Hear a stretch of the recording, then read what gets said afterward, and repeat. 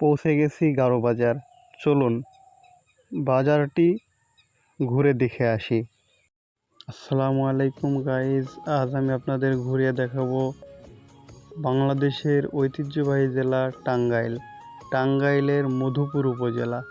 মধুপুর উপজেলা বাংলাদেশের টাঙ্গাইল জেলার উত্তরাঞ্চলে অবস্থিত। প্রাকৃতিক সৌন্দর্য, ঐতিহাসিক গুরুত্ব এবং বিখ্যাত মধুপুর গড় বা শালবনের জন্য এই অঞ্চল দেশ জুড়ে পরিচিত। এখানে বিস্তীর্ণ শালবন, সবুজ প্রকৃতি এবং মনোরম পরিবেশ পর্যটকদের আকর্ষণ করে।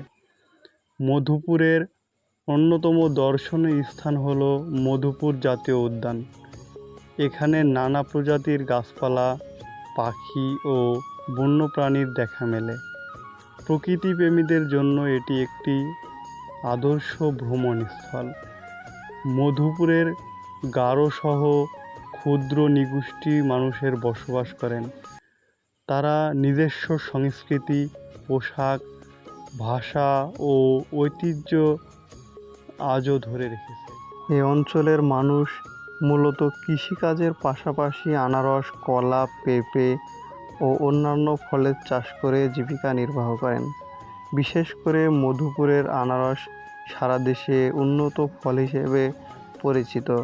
চলেন আজ ঘুরে আসি বাংলাদেশের ঐতিহ্যবাহী জেলা টাঙ্গাইল জেলার মধুপুর উপজেলার গারো বাজার।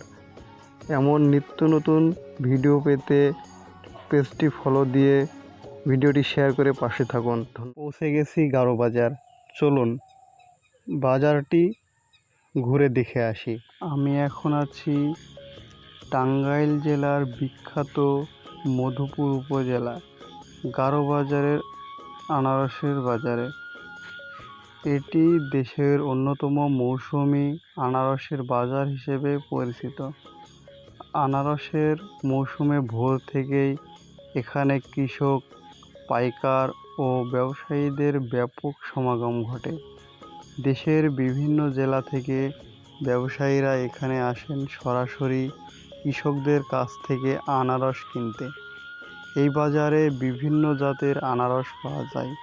সারি সারি আনারসের স্তূপ, দরদাম আর কেনাবেচার ব্যস্ততা পুরো বাজারকে প্রাণবন্ত করে তোলে। গারো বাজার শুধু একটি বাজার নয়, এটি হাজারো কৃষকের জীবিকা ও পরিশ্রমের প্রতীক। এখান থেকে প্রতিদিন বিপুল পরিমাণ আনারস দেশের বিভিন্ন অঞ্চলে পাঠানো হয়। আপনি যদি কখনো আনারসের প্রকৃত স্বাদ উপভোগ করতে চান বা কাছ থেকে একটি ব্যস্ত কৃষিপণ্য বাজারে দেখতে চান, তাহলে মধুপুরের গারো বাজারে অবশ্যই ঘুরতে আসতে পারেন। চলুন ঘুরে দেখা যাক বাজারটা।